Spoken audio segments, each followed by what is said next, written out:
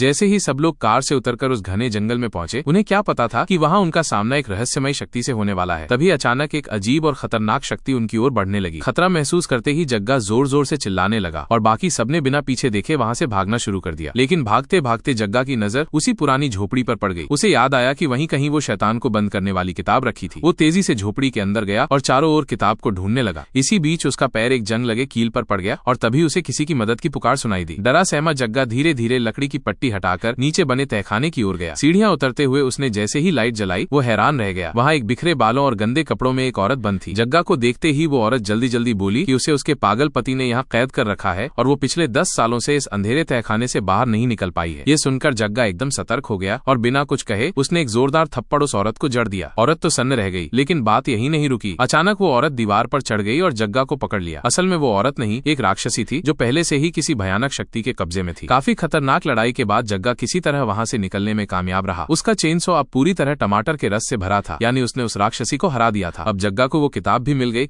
और बिना समय गंवाए उसने उसे नरक की आग में फेंक दिया। जैसे ही किताब जली, झोपड़ी में एक जोरदार धमाका हुआ। आसपास के सारे पेड़ गिर गए और जमीन समतल हो गई। लेकिन तभी जमीन से एक छोटी सी हथेली बाहर निकली। सब डर के मारे उस तरफ देखने लगे और फिर अचानक उन्हें एहसास हुआ कि उनका मरा हुआ साथी फिर से जिंदा हो गया है। और इस तरह वो छोटा सा कस्बा एक बार फिर शांति और सुकून से भर गया।